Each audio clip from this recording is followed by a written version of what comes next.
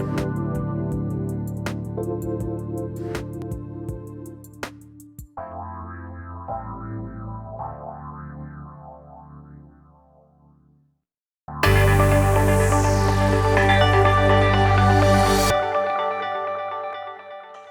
and welcome everyone. I am Jennifer Bloome, host of Soul Wisdom Abundance, Create Wealth Through Spiritual Health. And as always, I am thrilled to be sharing space with each of you, whether you're here for the first time or whether you've been listening for the last, wow, it's almost been a year and a half. That's kind of hard to believe. And so you're here because you're interested in doing money in a more conscious way, right? To learn how to lean on that soul money relationship instead of creating money out of old money wounds or habits or patterns with money, which is really easy to do. Those of us even who are conscious in our money relationships fall into those patterns sometimes too. And I have an amazing guest who I'm going to introduce in just a moment. Before I do that, I want to put on my teacher hat, I guess we can call it, for just a minute and chat a little bit about the soul money relationship, just briefly. Those of you who know my work or who have listened will have heard this, but just imagine this with a beginner's mind. So the soul money relationship has three different components to it: your relationship with yourself, your relationship with the divine, and your relationship with the actual energy of money, the actual thinking about paying of bills and investing and all of that. And the conversation that Beth, my guest, and I are going to have today falls squarely in that first category, that relationship with self.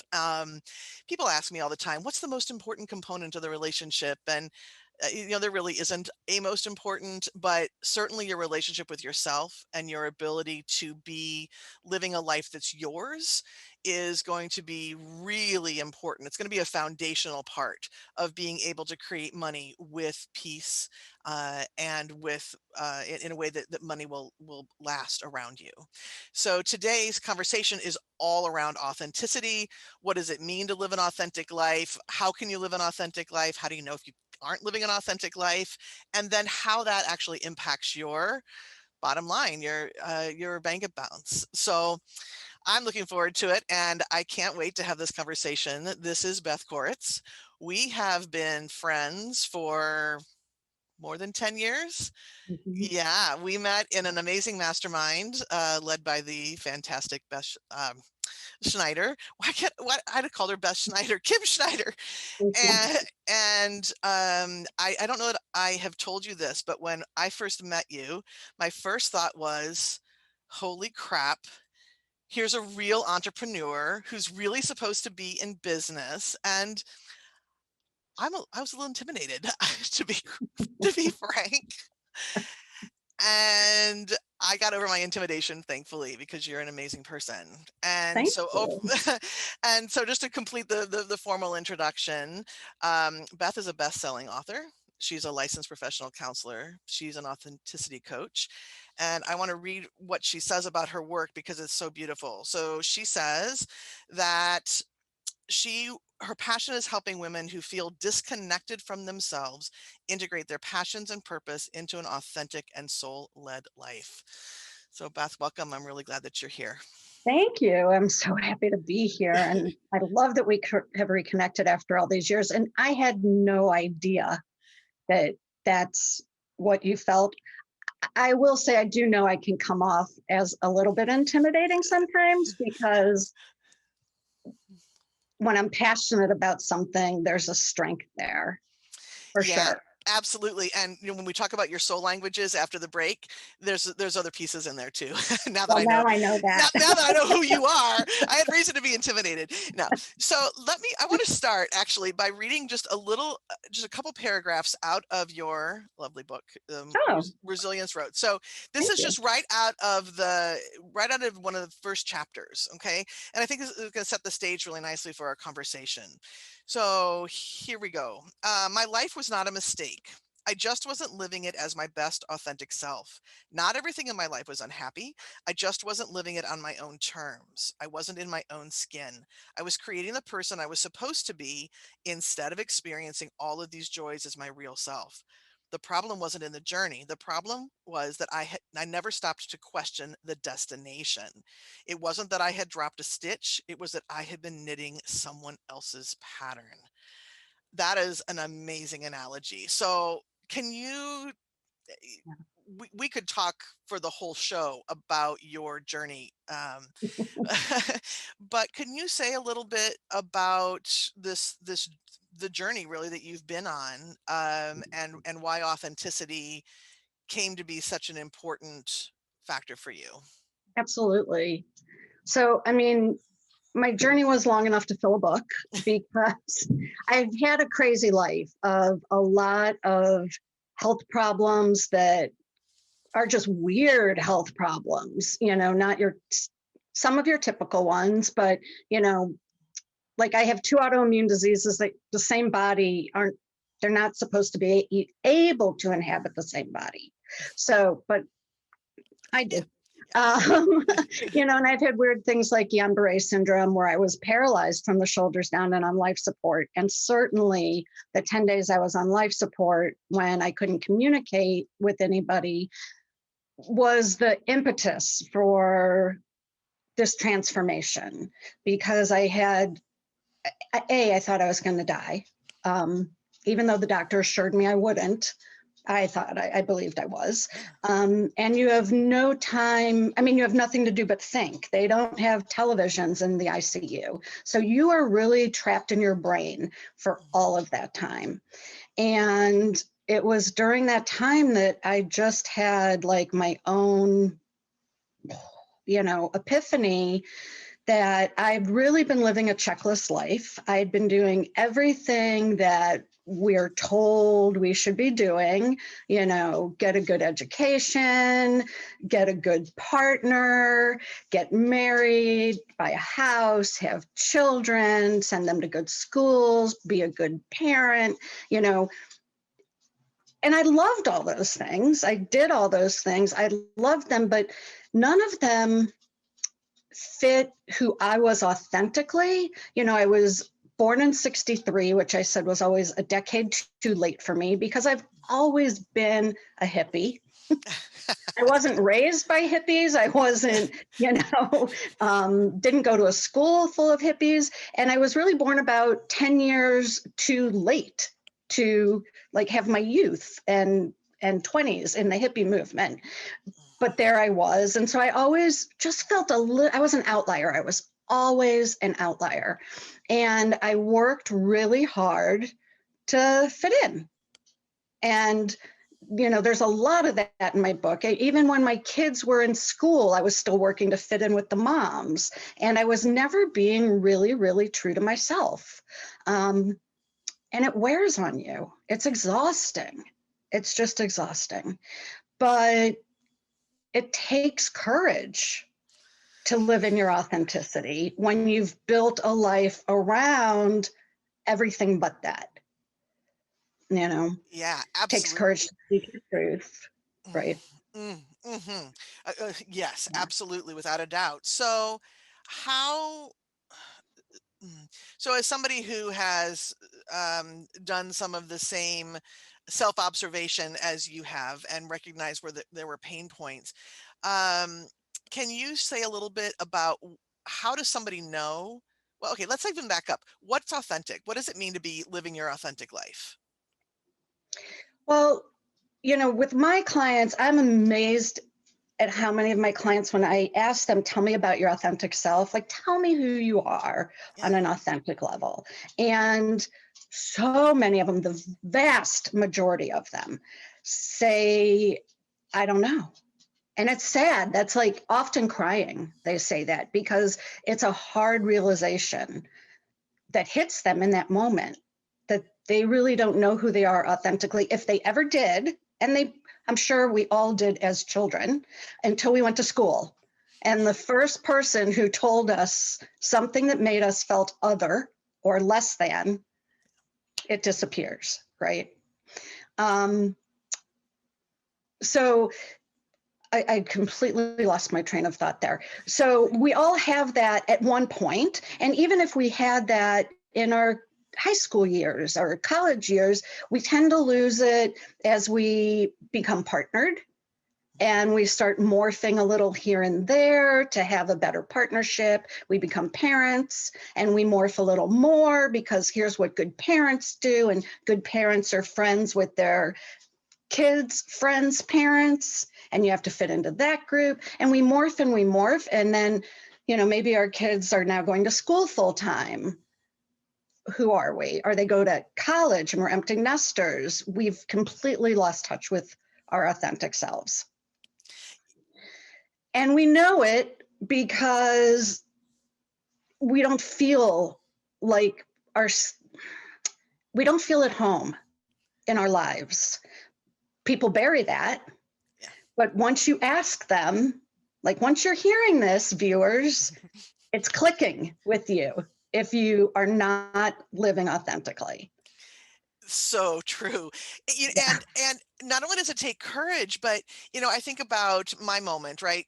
I mean, growing up, parents took good care of me. They put me through college. I can't ever remember a time in my life when I didn't know I was going to college, right? A lot of privilege, a Right. lot of, right, all of that.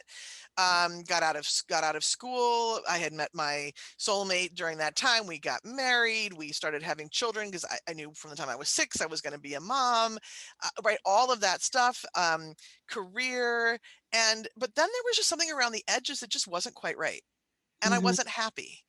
And there was a little bit of shame. Like, I'm looking around at all these people in my life who probably actually weren't happy, but I thought they were happy, right? Because everybody Of always looks course. happy, right, from the Of course. outside. And just feeling like it's like, for me, it's like that sandpaper under the skin kind of a sensation. Mm-hmm. But I couldn't put my finger on it, right? Because I was doing, I love that phrase, that check mark life. And not to diminish it, right? Because loved having my children, and I'm still Right. happen to be married to my soulmate, right? So, right, but it's that, wait a minute, there's something that's a little bit off here, Right. right? Yeah. So when people start questioning that, what's the next step that they get to start asking themselves? Who am I? Who am I really? Right. And I ask people, step one for me with my clients is always write a list of your characteristics for me. Okay. Like write down what makes you you. And the rule is it has to be an adjective. It can't Mm, be a noun, right? You can't say I'm an athlete because an athlete is what you do. I'm a good mom. No, a good mom is what you do. What makes you a good mom? Okay, list all the okay. adjectives to me that make you a good mom. Because one day your kids are grown and being a mother is not your role, your primary role. So then who are you? Well, all those characteristics, of being a good mom, those are still your characteristics, right? So talk to me about who you are in adjectives, because that's who you are at a soul level. That stuff rarely changes throughout your life. Yeah, well, that's one of my questions. So do you think that authenticity, I want to sound like a inquisitor here, but do you think that authenticity changes with time? Is there a formula for it, or is it a more dynamic process? So I think certainly our interests change over time. The way we Mhm. express ourselves may change over time. I really like to talk about clothing as a form of expression. I think it's just something everybody can relate to. Yeah. And I talk in the book how when my kids were at this very shishi private school, I had this like plaid Ralph Lauren blazer that I would wear. I know, That right? is not, that is not the Beth Koritz that I know. Okay. I know. But that was the population there. And Right. if I'd Right. shown up in like my flowy skirts and scarves and, I just thought that could hurt my kids' chances Mm, to play with their kids, mhm. And in truth, maybe it really would have. And so it wasn't so much about me being accepted, but my kid, right? And it's easy for me to say, well, if they're not going to accept my kid because of what I wear, shame on them. But I didn't want my child to pay the price for my unicorn personality, right? So, okay, so wait. So the question was, does it change? Yeah. So the way we express ourselves may change, the things we're passionate about may change, but the adjectives that I'm asking for, they don't change so much, right? Now, they may grow and improve. So if somebody, like, here are the kind of things I'm looking for. I'm kind, I'm generous, I am witty, I'm loyal, I'm compassionate. Those things don't change. We may become more compassionate, and something may happen. We may suffer a great trauma or loss that lessens our compassion over the years, but that was tailored by circumstance. Mm. We are still a compassionate soul. If you start as a compassionate soul, you remain a compassionate soul, is my belief, Mhm. right? Mhm. Mhm. Something may have caused you to become bitter over the years or angry, but that can be dealt with. Yeah, and that can also be a symptom Yeah, of putting exactly. up with, right? Putting up with the stuff that wasn't you, right? Or trying to fit your unicorn personality, into your basic barn horse, right? Right, That's right, right? I love your right. analogies. Yeah, and I would call you a unicorn personality. Yeah, But also it is our essence remains the same, but we have to learn how to uncover that essence from all of the other junk that we've been taught we're supposed to do. right, right. So I consider my work, I love that you use that word because I am loving that word. I consider my work with my clients is merging, a merge of their soul essence and their human essence. Oh, so tell me what the difference is between a soul essence and a human essence. Well, I think the human essence is what we turn on, Mm, what we have created to fit in, be successful, be in this community of women or get the promotion, right? But in our soul essence, that is our authenticity. That carries with us the lessons we were put in this life to learn, right? Maybe some of the stuff that in this life we're having to fix from mhm, past lives, if you believe in that, mhm, which mhm. both of us do. Yeah, we both. Um, right. So, that's your soul essence. Kind of what you do with it is your human essence. And look, I also tell my clients, ideally, you and I are blessed. We have created a livelihood around our passion and purpose, right? But not everybody can do that. Mhm. I mean, Or wants to, right? or wants to, Yeah. right? So for those people, they are looking for, it's important they find other ways in their life to integrate their passions and purpose, right? And so when they're not doing their passion and purpose, that's their human essence, right? Mhm, So it's the merging of them. mhm, Did I mhm. make that clearer? Yeah, no, Okay, that's really beautiful. And again, the word privilege is coming up, for sure. right. And at the same time, I don't want it to be a matter of privilege for somebody to live their soul essence. I think that our world, and this is gonna, I don't want to sound like a sunshine roses lollipops kind of moment here, but I think that there are so many systems on our planet that are built on making sure that people don't follow who they really are. Um, eh, Yeah, right, exactly. And they were right, built specifically for that reason, exactly, because there's right? fear, right, and we don't. This And is control.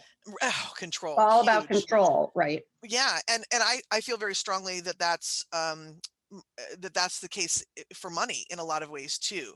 Hmm. Um, but at the same time, the more that we ask the question, who am I really and what do I really want? Hmm. The more opportunity, no matter where we are, the more opportunity we have to have a little bit more joy and a little bit more passion, and a little bit more impact on our world around us. Would you agree with that? Absolutely. And that's why I really make it a point to say what I just said. We don't all have the privilege of making our passion and our purpose our career, you know, and it's a huge privilege, but everybody can find tiny little ways to put their passion and purpose in their life and find some joy in that. Hmm. Right now, we're able to do it because our passions and purpose are monetizable, Hmm. and we're serving people that need this, right? Hmm. But Hmm. I have two daughters that are artists. you know will they ever like really, they're working artists and they're trying to support themselves, but will they support themselves for a lifetime? Is that remains unseen. They may have to turn to like a job so that they have the time and space to do their passion and purpose. So I always say somebody has to drive the trash trucks, right? And Right. God bless those people that do it. Right. Where would we be without them? But I hope for them that they find a corner of their life to enjoy their passion and purpose also. Hmm. Hmm. You know, Yeah, absolutely. And I think that, and I love that your daughters are working artists. I believe strongly that as we follow that passion, as we follow, I don't know that it's as simple. What was is it Lynn? I can't remember the name, excuse me, your life is waiting for you. The money's, do what you love, the money will follow, right? That book was one of the first that I read that opened my eyes to, oh, there's a different way to live. mm-hmm. Right.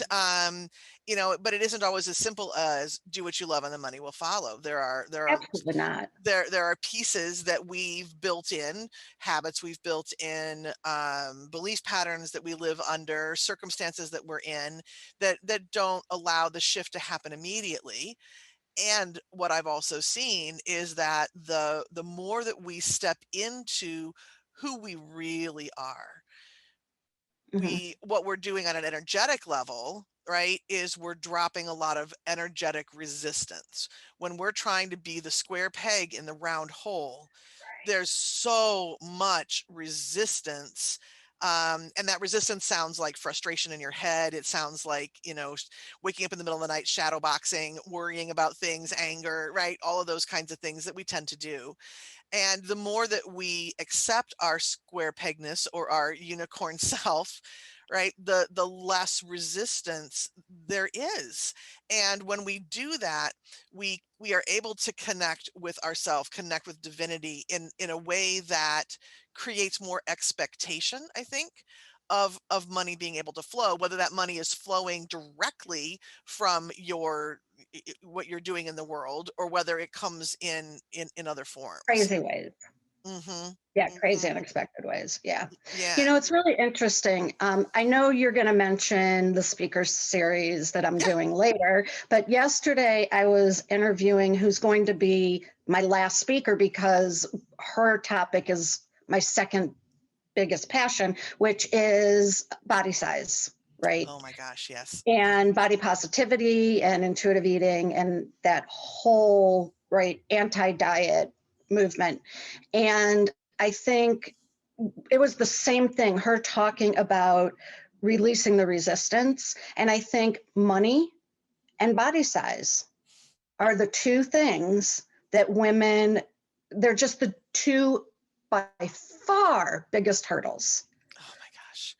I remember I was sitting at a basketball tournament with one of my kids. I can't remember now which kid it was, but I was sitting next to, well, it must have been my daughter because it was my daughter's friend, the mother of my daughter's friend. And this woman, if she were a two, I would be surprised.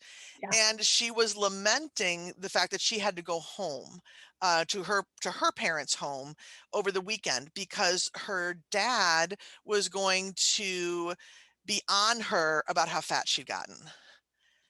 And my mouth dropped open. I've always struggled with my weight and my size. So I don't know how many sizes there were between her and I at that time. But for me, looking at her, I thought she had a perfect, of course, I thought she had a perfect life, because to me, one of my big struggles, she didn't appear to have.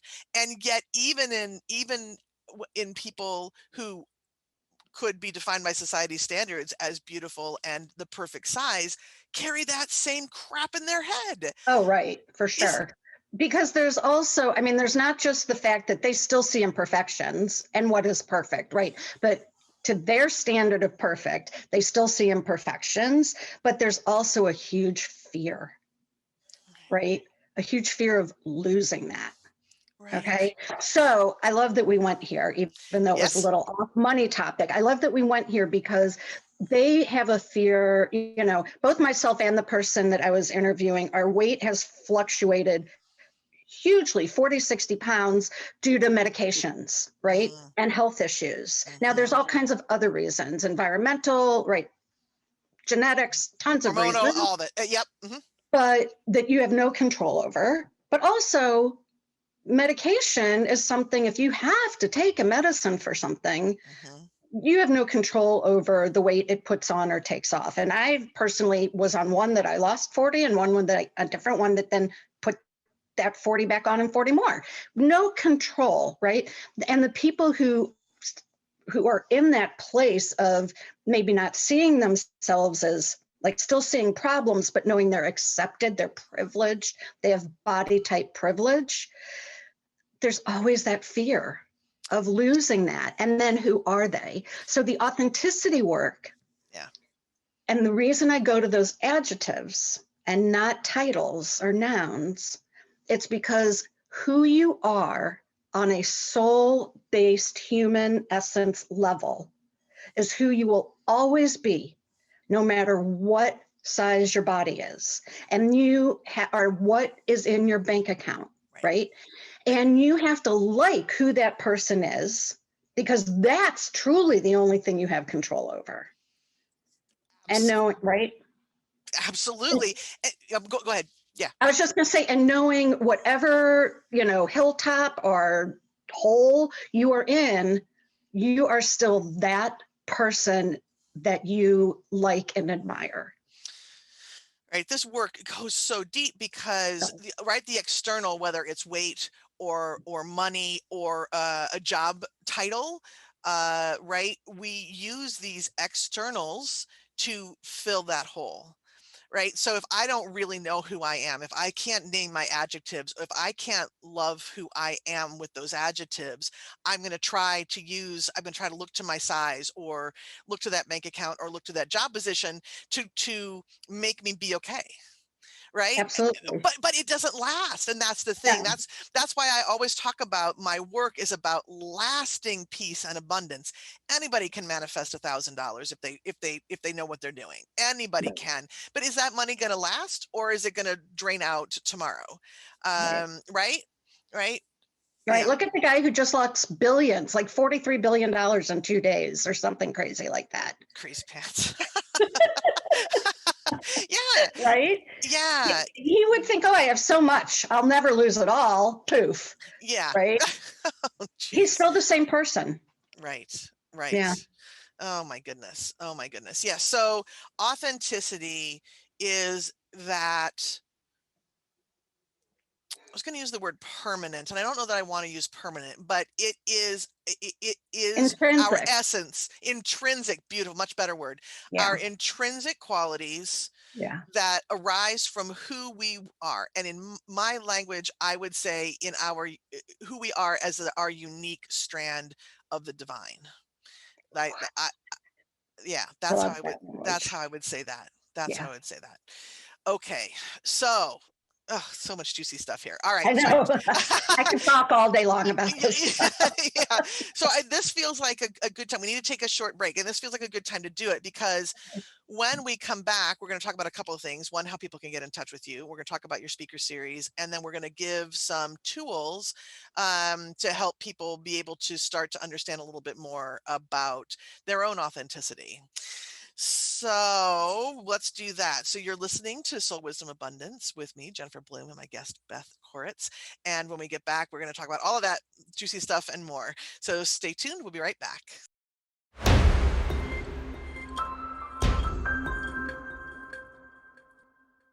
So welcome back to Soul Wisdom Abundance. I am your host, Jennifer Bloome, along with my guest, Beth Koritz.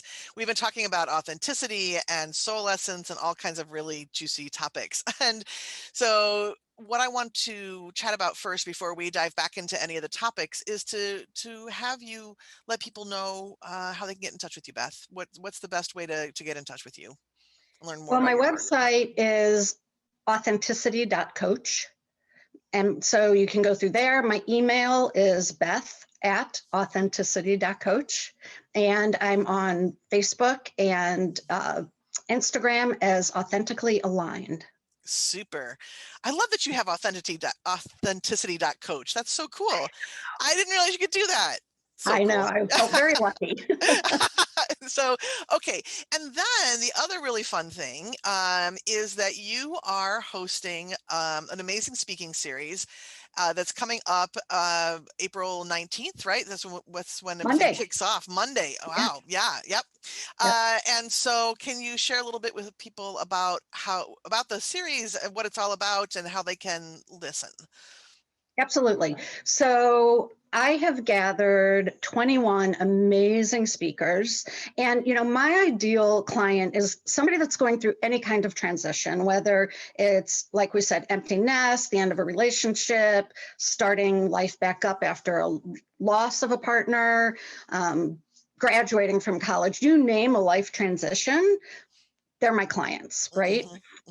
So I wanted to gather a variety of speakers that could speak to to all of those people in different times of their lives going through different things. And it's an international speaker series because I have somebody from Nova Scotia who's even speaking.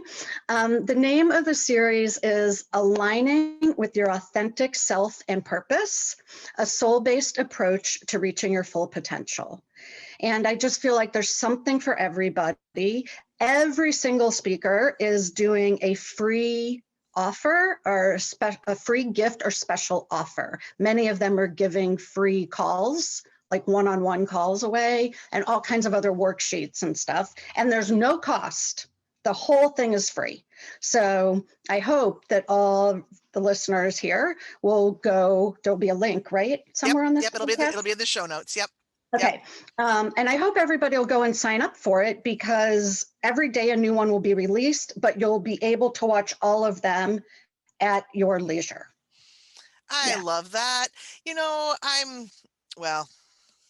don't need to I don't need to get into that. Those of you who are familiar with the telesummit world, sometimes it feels like you get 12 hours or you got to pay $1 million in order to listen. And I'm really, talking about, I think part of authenticity is integrity, and you have a lot of integrity around this series. And I really appreciate that because there are a lot of people out of integrity, and there's a lot of reasons for that, but we don't need to. I'm so honored that you said that because one of the people in my mastermind group is doing something similar, and they're charging $97 for lifetime access to the interviews, and I'm charging $7. Yeah. It's not about getting rich. Certainly, if it was, we wouldn't really be doing what we're doing. We're here to serve, right? That's our purpose, and passion is to serve. So I just want as many people as possible to get the value from all these speakers. So it's free. I love it. Yep, I love it. I love it. Okay. So there's something in there too, though, about serving and money. And not to, coach it here. Right. But I do think, no, you're right. And I think that one of the things that people are afraid of, and let me know what your experience is with your clients, is if I take my authentic path, I'm going to end up broke, or I'm going to end up alone, or I'm going to end up without any friends. Do you run into that at all? Okay. Yes. Not necessarily the broke piece. Okay. But but losing friends, that happens, I mean, but it's not guaranteed to happen. It doesn't always happen. But often, if we're not being authentic, the people in our circles don't really fit with our authentic self. We didn't give them a chance to even know maybe our authentic self. And relationships shift and change. But that's always the case anyway throughout life. So if they're going to shift and change over things like demographics or where you live or where you work, isn't them changing so that you can be the truest you a really good reason for them to change? Yeah. Yeah. And that if you're okay with a messy middle, right? Where things are transitioning, things are changing, if you can just let yourself get through that messy middle, the other side is it really is so much happier. Right? You can breathe in a new way, right? You've got Everything's different. everything's different. It really is. It's like black and white to color, Right. honestly. Right? Right. I Right? love that. Yeah. Yeah, yeah, yeah. So, all right. So, what I'd love to do in the rest of this conversation is for us to share some tools that we use with our clients to help figure out, hey, who am I? What is my authentic self? And so, I'm going to start, and then we'll chat for a little bit, and then you'll get a turn. So, Thanks. you're welcome. I invited you. I'm going to give you a turn.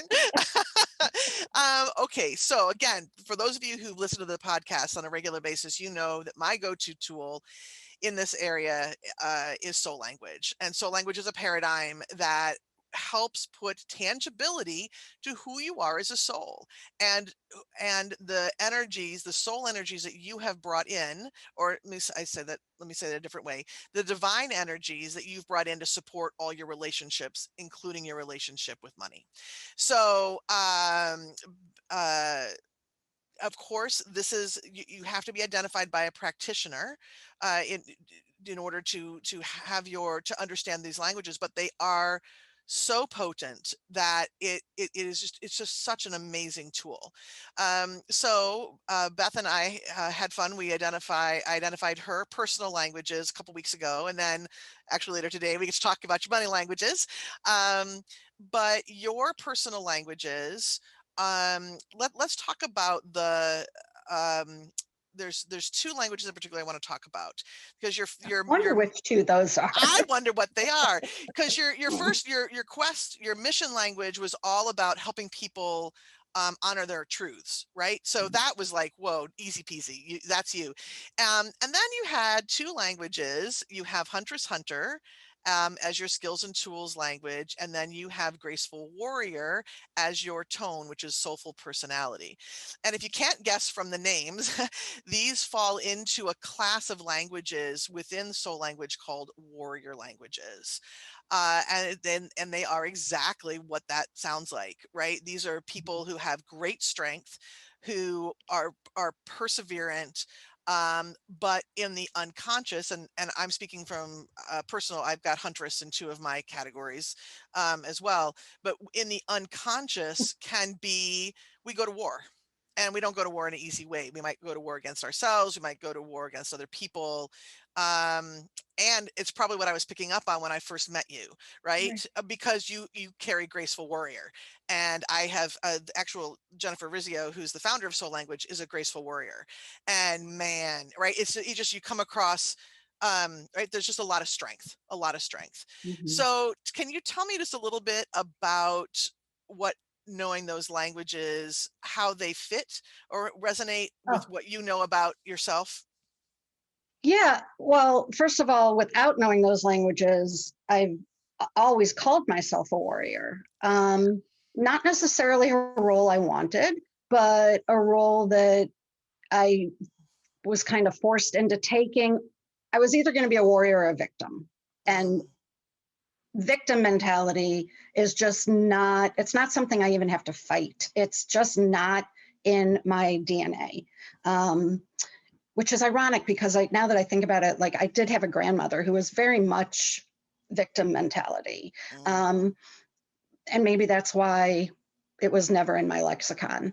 But in looking at my, it's also interesting because when you and I met, I was in a place where I was in great transition. I didn't know what my future was going to look like, which is why I signed up for the course. And during the year-long course, I went through a bankruptcy because of the real estate crash. The market crashed, and I was a home builder at the time. So that time was a struggle. And, and my health struggles, even just a couple months ago, I was dealing with something, I still am daily, that turned out to be called vestibular migraines. But for many months, I was getting like brain MRIs and all kinds of tests to identify what it was. And I kept repeating to anybody and everybody, I'm a warrior. I just need to know what the problem is so I can fight it. Right? I mean, that was my mantra for the months of unknown diagnoses. So when you said those things, and I mentioned to you that I had a past life reading where one of my lives was identified as an Aztec warrior chief. Oh, yes, right? yes. So when you told me these two warrior languages, I was like, well, of course. Yeah. Of course. No Right. surprise. Yeah. And what's really interesting about these languages is you can either be using them consciously, right? Or you can be using them unconsciously. And coming from someone who's had periods of her life where she's been an unconscious warrior, right? It can create a lot of pain and suffering, where we are creating these unconscious battles, or we are fighting harder than we need to. Right? The conscious warrior understands when to act and when to be still, and understands that the stillness is as potent as the action. So I find that fascinating because while I definitely was and am a very conscious warrior, I've also only recently become very aware of the unconscious piece of it.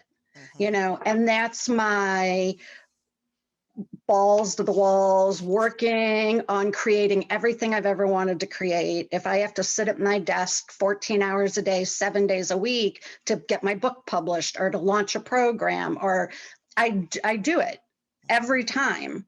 And every time my body says, screw you, you're not honoring me. Right. And so I am going to knock you down and teach you a lesson. Yeah. And truly, it's only very recently, and with this latest diagnosis, that I have begun honoring more my body and making space in my life to just be. Yeah. And I think, and this is the last thing I'm going to say about this, because I want to make sure we have time to go to your tool, but I think that, authenticity, part of that is honoring your body's rhythms, right? We've got all these beautiful adjectives that you're speaking about. And then I would add to it, what's our rhythm? Who are we? And how can we be in that rhythm in a conscious way that supports the kind of life that we want to live? Right.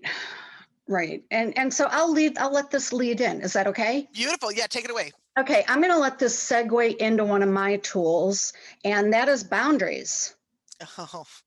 Okay, creating boundaries. So I want to say, like, the foundational part of becoming authentic and breaking through fears. And by the way, when I say breaking through fears, I mean just understanding them enough that you can walk through them. Not eliminating them. I mean, that's beautiful if you do, but it's just not always possible for a long time. And so in the meantime, I'd like to just help you be able to walk through them. So there's many pieces and steps to this process, and they don't always go in the same order for everybody. Although the one I shared in the first segment, that's always the first step. Okay. One of the steps, though, is going to be setting boundaries, learning to use your voice. They're connected, right? You have to be able to learn to use your voice in order to set the boundaries. But like, for example, I have started setting boundaries with my weekends. I mean, I'm not kidding. I would work 7 days a week and be at my computer at least 8 to 10 hours a day. And now I just tell everybody my weekends are I'm not sitting at my desk and I'm not being in front of screens. Um, Actually, screens can trigger these migraines. So it's like it was like a forced respite. And I needed it. I'm grateful in a way for having my weekends back, Right.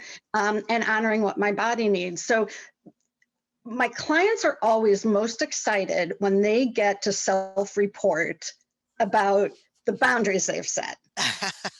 Yeah, yeah. Whether right. I had a client, I give my clients unlimited access to me, my coaching clients. And so they're always leaving like Voxer messages for me, recorded messages.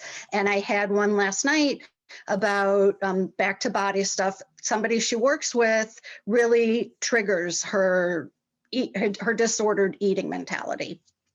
And I said, well, tomorrow in your session, we will work specifically on words that you can use to end that kind of conversation without having any kind of conflict with her. Oh, That's a hard boundary, yeah, right? yeah.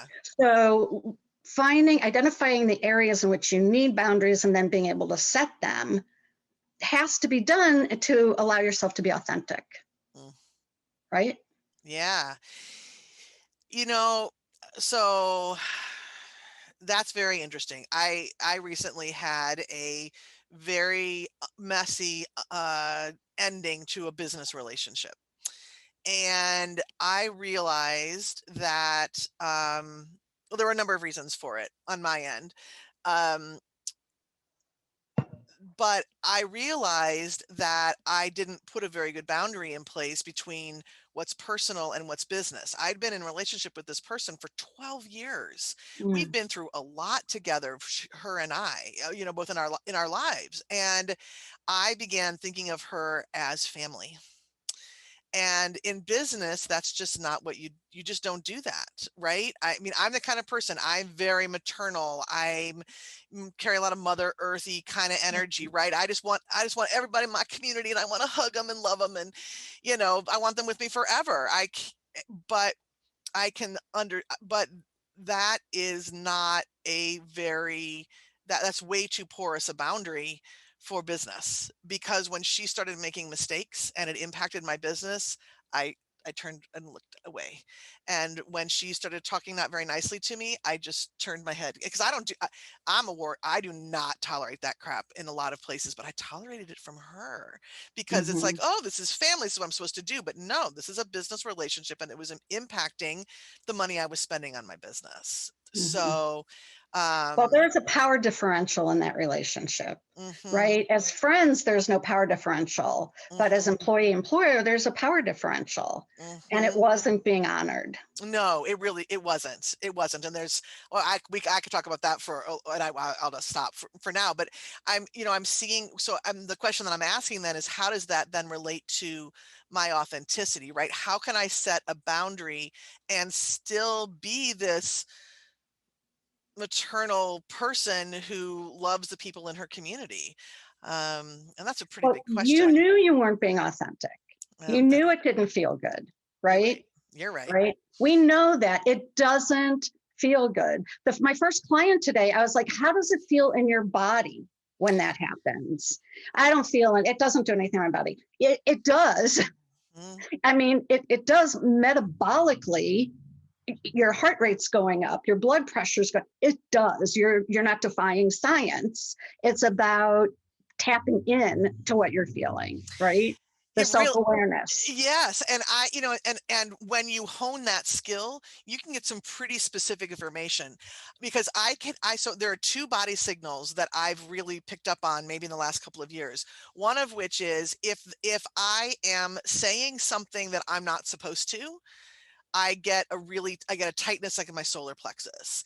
And I can tell, like in my relationships, if we're having a conversation and then all of a sudden I just have to stop if I get that feeling.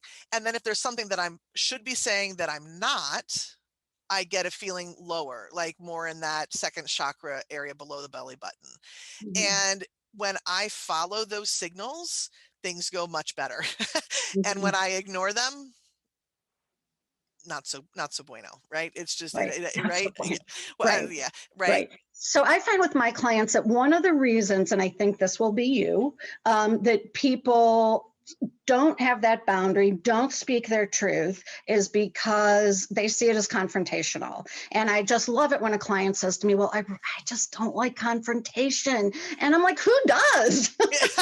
You're not special. Nobody likes confrontation, right? and, and it's about framing for everybody that difficult conversations do not have to be confrontational conversations, right? Yeah.